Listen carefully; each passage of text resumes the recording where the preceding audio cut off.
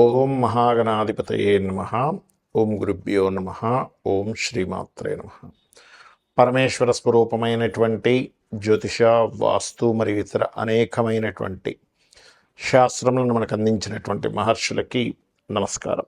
హయగ్రీవ హయగ్రీవ హయగ్రీవేతి యోపదేత్ తస్య నిస్సరతే వాణి జన్హుకన్యా ప్రవాహవత్.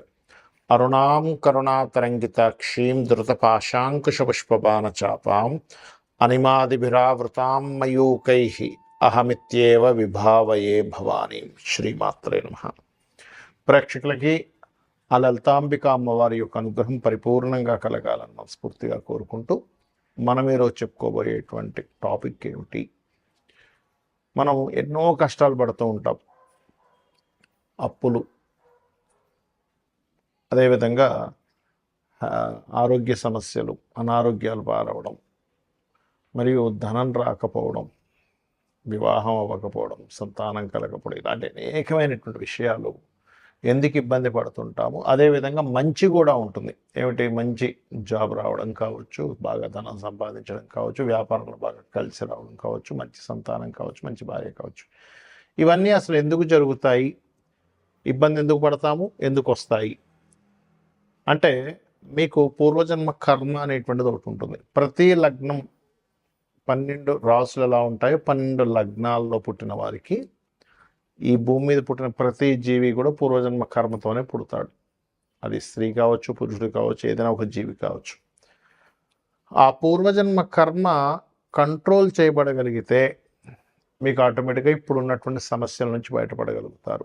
అది ఎలాగ చేసుకోవాలి? ప్రతి లగ్నంలో పుట్టిన వారికి ఆ పూర్వజన్మ కర్మను ఎలా తగ్గించుకోవాలి, పుణ్యాన్ని ఎలా పెంచుకోవాలి అనే విషయాన్ని ఇప్పుడు మనం తెలుసుకుందాం. అయితే ఈ విషయాలు చెప్తుంది నేనైనప్పటికీ కూడా చెప్పిస్తుంది సాక్షాత్ లలిత అమ్మవారిగా భావిస్తూ ఒక్కొక్క లగ్నం నుంచి తెలుసుకుందాం. లగ్నం తెలియని వారు రాశి నుంచి చూసుకోండి.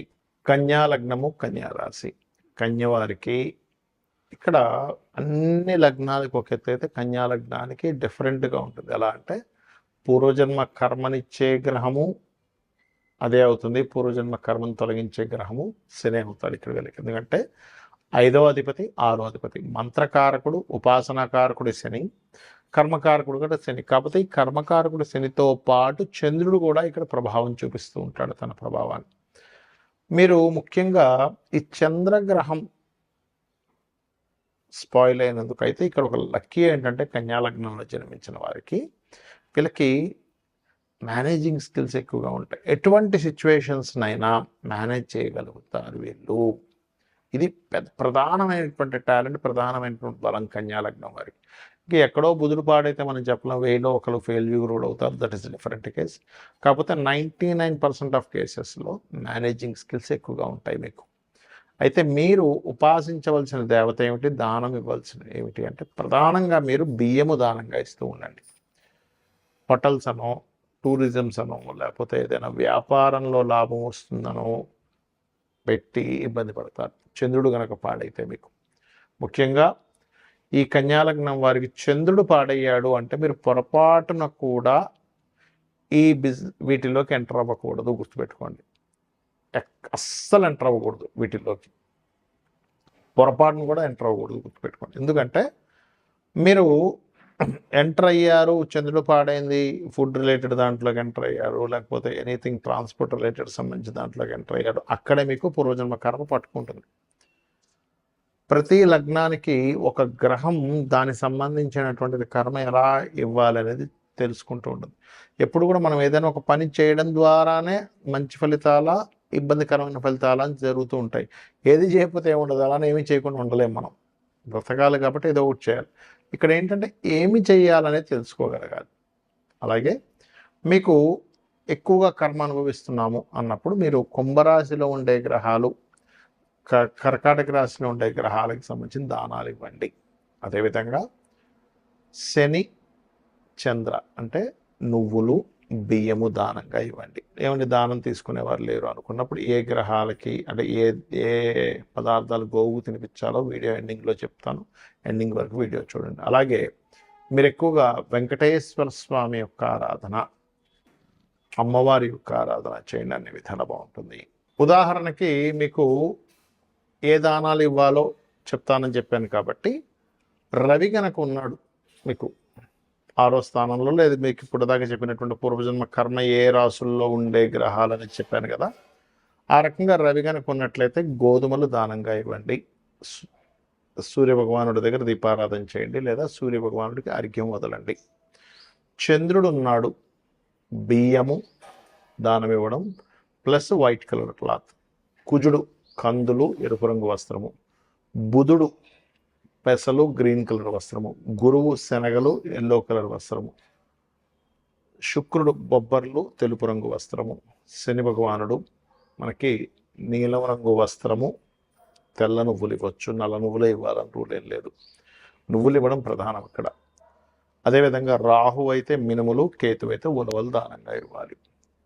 ఇవి ఇవ్వలేమండి, మాకు తీసుకునే వాళ్ళు లేరు, టెంపుల్స్ సరిగ్గా లేవు, తీసుకునే వాళ్ళు తీసుకోవట్లేదు, ఇంకోటి ఏదైనా మార్గం ఉందా అంటే, మీరు గోశాలకు వెళ్ళి గోధుమలు ఇచ్చే బదులు గోధుమ రవ్వ తినిపించండి గోవుకి, బియ్యం బదులుగా బియ్యం పిండి తినిపించండి గోవుకి, కందులు బదులుగా క్యారెట్స్ తినిపించండి, కుజుడికి సంబంధించింది. అదేవిధంగా పెసలు బదులుగా గోవుకి గోంగూర కూరగాయలు తినిపించండి, అందులో దేశీవాళీ ఆవుకు తినిపించాలి. గురువుకి శనగలు ఇచ్చే బదులుగా గోవుకి అరటికాయలు తినిపించండి. బొబ్బర్లు తినిపించడం కాకుండా బొబ్బర్లు ప్లేస్లో ఏదైనా తీపి పదార్థం, తీపి చపాతీకి చక్కగా తేనె పూసి ఆ 3 చపాతీలు చిన్న ముక్కలుగా తీసి తినిపించండి. శనికి సంబంధించిన నువ్వులు దానం ఇస్తున్నాం కదా, నువ్వులు బదులుగా నువ్వులు తినిపించకూడదు గోవుకి తీసుకెళ్ళి, అదైనా ప్రెగ్నెన్సీ ఉంటే అది ఇబ్బంది అయితే మీకు ఇంకో దోషం ఏర్పడుతుంది. బెల్లము తినిపించండి చక్కగా గోవుకి, పిడికెడి బెల్లం పెట్టండి సరిపోతుంది. మినుములు బదులుగా మీరు 4 బెల్లపు ఉండలుగా చేసి తినిపించవచ్చు. కేతువుకు సంబంధించిన ఉలవలు బదులుగా గ్రాసము తినిపించవచ్చు గోవుకి. ఇది ప్రధానంగా చేయండి.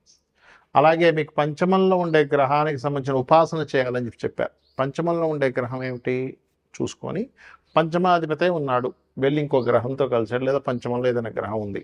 ఉదాహరణకి మేషలగ్నానికి అయితే పంచమాధిపతి రవి అవుతాడు, వృషభ లగ్నానికి అయితే బుధుడు అవుతాడు, కన్యారాశి అవుతుంది పంచమం, మిథున లగ్నం అయితే తులారాశి అవుతుంది పంచమం, కర్కాటకం అయితే ఈ రకంగా వృశ్చికం అవుతుంది, అంటే పంచమం కుజుడు అవుతాడు. అలాగా మీ లగ్నం నుంచి 5th లార్డ్ ఎవరో చూసుకొని ప్రధానంగా మీరు ఆ రకంగా సూర్యుడు ఉన్నాడు లేదా సూర్యుడు అయ్యాడు, అప్పుడు సూర్య భగవానుడే.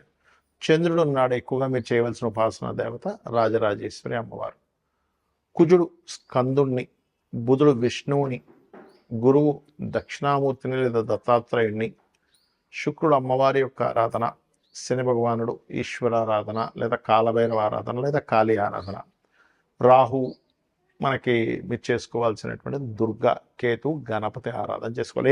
ఇవి దేనికి పంచమంలో ఉండే గ్రహాలను బట్టి మీరు ఈ ఆరాధన చేసుకుంటే, ఎప్పుడు కూడా ఒక గ్రహం అక్కడ పంచమంలో ఉంది అన్నప్పుడు ఆ దేవత సంబంధించిన ఆరాధన చేయడమే మీకు శ్రీరామ రక్షగా నిలబడుతుంది. మరి లగ్నం తెలియదు, రాశి తెలియదు, ఏం చేయాలి? సింపుల్, లలిత చదువుకోండి లేదా సూర్య నమస్కారాలు చేసుకోండి. నాకు నక్షత్రము, రాశి, లగ్నం ఏమీ తెలియదండి, నేనేం చేయాలి అంటే, దీనికంటే బెస్ట్ మరొకట్లేదు. చక్కగా ఉదయం నిద్ర లేచి సూర్య నమస్కారాలు చేసుకోవడం, మీరు సూర్యుడికి అర్ఘ్యం వదలడం, చక్కగా సూర్య భగవాన్ ఎదురుగా నిలబడి మనస్ఫూర్తిగా నమస్కారం చేసుకోవడం, లలితా సహస్రనామాలు వినడం కానీ చదవడం కానీ చేయండి ఉదయము సాయంత్రం. దానికి మించిన రెమెడీ మరొకట్లేదు. అలాగే ఇక్కడ మీ జన్మజాతకంలో ఎటువంటి గ్రహ దోషాలు, చాలా దోషాలు ఉంటాయి. బాలారిష్టాలని, లేకపోతే మీకు ఫలానా ఇల్లాంటిసన్ అని, లేకపోతే ఫలానా రకరకాలు ఉంటాయి. ఎలాంటిది ఉన్నా ఒకటే గుర్తుపెట్టుకోండి, వీటన్నిటినీ నడిపించేది అమ్మవారు. అమ్మవారు నడిపిస్తుంది కాబట్టి నేను అమ్మవారిని పట్టుకుంటే శక్తిని ఇస్తుంది, తట్టుకునే శక్తిని ఇస్తుంది అనేటువంటి కాన్సెప్ట్ ఒకటి మీ మైండ్లోకి రావాలి. ఆటోమేటిక్గా మీకు అన్ని విధాలా బాగుంటుంది.